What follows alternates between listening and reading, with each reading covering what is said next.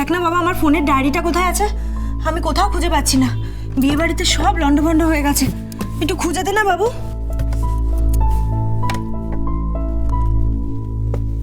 কোথায় যে গেছে?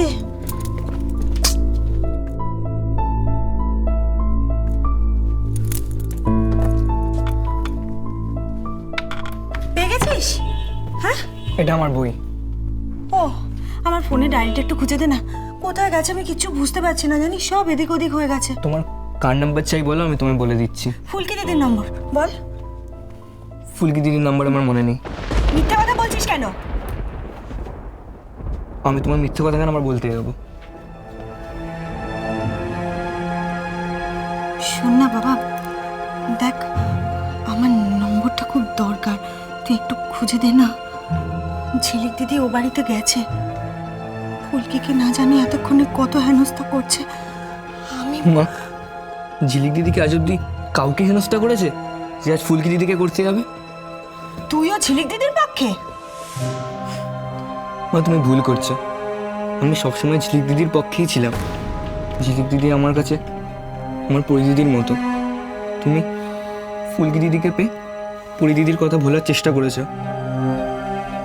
আমি তো ঝিলিক দিদিকে পেয়ে অনেকদিন আগেই সেই চেষ্টাটা করেছিলাম, তবু আমি পরিদিদির কথা ভুলিনি। কিন্তু পরিদিদি না থাকার কষ্টটা ওই ছোটবেলায় ভুলে গিয়েছিলাম। মা গো মা, সবাই মিলে হঠাৎ করে ঝিলিকের গুণকীর্তন শুরু করলে যে, এ তো লক্ষণ ভালো নয়। কিছু একটা তো করতেই হবে।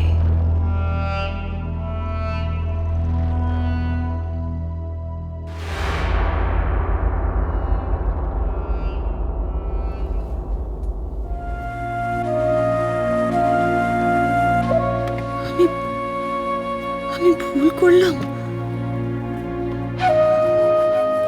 যদি ভুল করেও থাকি, কেন ভুল করেছি সেটা কি কেউ বুঝবে না? কেউ না।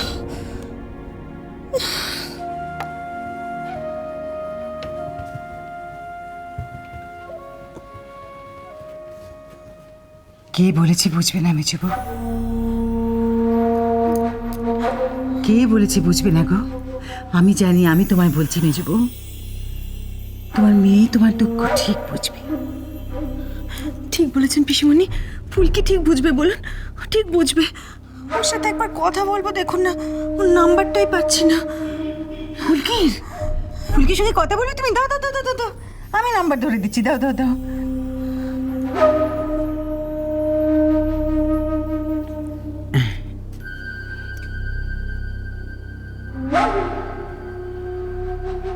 কি হলো পিসিমণি? হ্যাঁ, কি হলো? ধরছে না গো। সকাল থেকে ফোন ধরছে না, কে জানে কি হয়েছে। আমি সত্যি তো, মেয়েটা আবার ফোন ধরছে না কেন? করছেটা কি ও? আমার কি মনে হয় জানে মেজবু, ও না অনেক ঘুমিয়ে পড়েছে গো। হ্যাঁ, ঘুমিয়ে পড়বে এখন? মা গো মা, কত পরিশ্রম গেছে না বলো, অত খাটাখাটনি গেছে না কাল, সেই জন্য না। ও মেজবু, আমার কি মনে হচ্ছে জানো, ওই বাড়িতে তো, ও তো ওই বাড়িতে নতুন বউ, অত লোক এসেছে, অত লোক এসেছে, অত লোকের সামনে নতুন বউ, সে কি করে ফোনটা ধরবে বলো? সেই জন্য ধরছে না জানো। এক কাজ করো তো মেজবু, তুমি না ফোনটা আরেকটু রাতের দিকে করো তো। হ্যাঁ, দেখো ঠিক ঠিক বলেছেন পিসিমণি। হ্যাঁ, আমি রাত্রেবেলা ফোন করবো, আমি রাত্রেবেলা ওর সাথে কথা বলবো। কিন্তু আমাকে তো খবরটা নিতেই হবে মেজবু। এলুম গো মেজবু।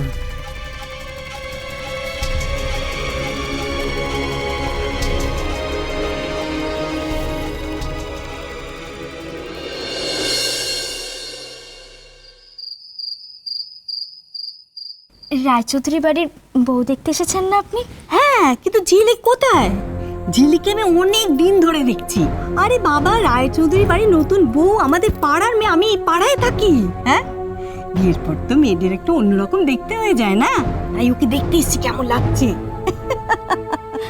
আমি এই বাড়ির... যান ভেতরে যান। আরে বাবা, যাচ্ছি যাচ্ছি। ঝিলিক কোথায় বলবে তো? হ্যাঁ, রায়চৌধুরী বাড়ির নতুন বউকে দেখতে হবে না? মিসেস আদিত্য রায়চৌধুরী হয়ে তার রূপ কেমন করলো সেটা দেখবো না? হ্যাঁ? ঝিলিক ওই ঘরেই আছে। আচ্ছা আচ্ছা, কে গো? ঝিলিকের বোন? আপনি ভেতরে যান না, যান। আচ্ছা আচ্ছা।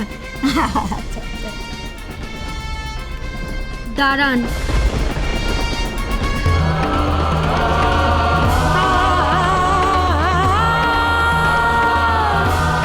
ঝিলিক এই বাড়ির বউ?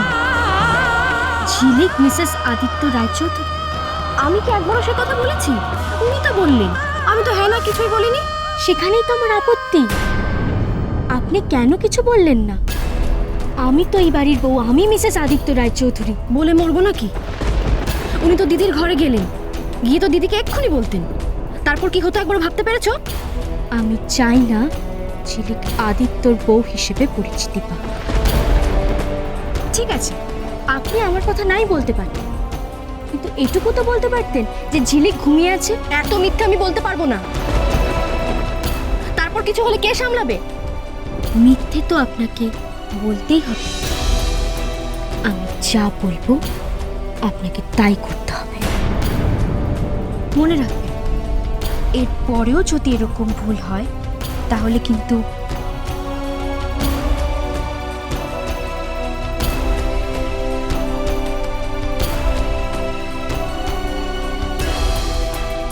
ঝিলিক ঝিলিক আর ঝিলিক, এত কিছু করলাম আর তারপরও ঝিলিক এই বাড়ির বউ?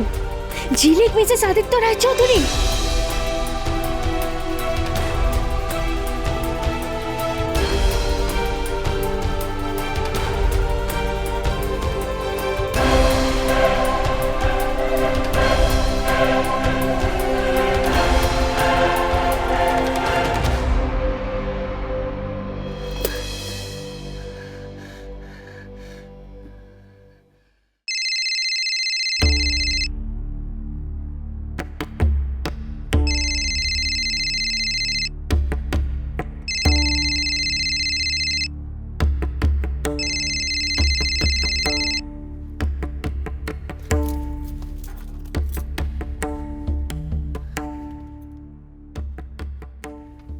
হ্যালো।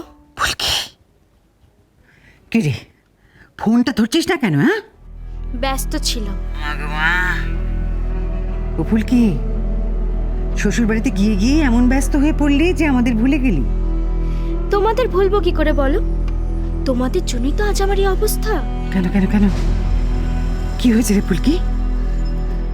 কি হয়েছে জানো না? জানো না যে ঝিলিক এখানে এসেছে? জানি তো, সেই কারণেই তো তোকে ফোনটা করলুম। কি করবো আমি বুঝতে পারছি না পিসিটা আমার। ঝিলিক নতুন বউ সেজে এখানে বসে আছে। আমার সঙ্গে আদিত্যর বিয়ে হলো, কিন্তু আমি কারোর কাছে যেন আমার কোনো দামই নেই। পাড়ার মহিলা নতুন বউ দেখতে এসেছে আর আমাকে বলছে কেন তুমি কে? আমার সহ্য হচ্ছে না পিসি ঠাম্মা। মা গো মা, মিসেস রায়চৌধুরী এখনো কিছু জানতে পারেননি? না, তুই ওনার সামনে যাসনি? অন্ধের সামনে গেলেই বাকি আর না গেলেই বাকি, দেখতে পাবে নাকি? ওনার তো শুধু কানে শুনে আর হাতে ছুঁয়ে। আমি তো কোনো কথাই বলতে পারছি না। আটকাচ্ছেটা কে তোকে? না পিসঠাম্মা, ওনার যদি কিছু হয়ে যায়, তাও ঝিলিক না এলে একটা কথা ছিল, সব দোষটা মার ঘাড়ে চাপানো যেত। কিন্তু ঝিলিক আসার পরে আদিত্য আর বাড়ির সবাই আমাকে চুপ করে থাকতে বলেছে, যাতে উনি টের না পান। এখন যদি আমি কথা বলি আর ওনার কিছু হয়ে যায়, ওনার কোনো ক্ষতি হয়ে যায়, তাহলে সব দোষটা আমার ওপর পড়বে। আচ্ছা, ঝিলিককে এখানে পাঠাতে তোমাদেরকে কে বলেছিল বলো তো? মা গো মা, আমি কোথায় আসতে দিলুম রে? আমি তো তবে আটকেছি। মেজবু মেজবু, তোর মাই তোর হাতটা ফট করে ছেড়ে দিলে। মা? হ্যাঁ রে, তোর মা।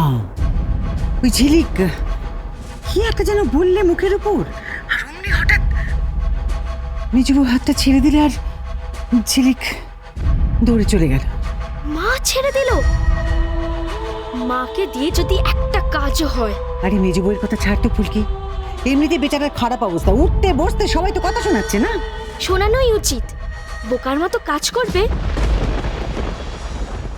মা যদি পারতো না, ঝিলিককে খুব সহজে আটকাতে পারতো। আচ্ছা ঠিক আছে ঠিক আছে, তোর মা কিছু নাই করতে পারো, তুই তো আছিস, তুই তো করতে পারবি।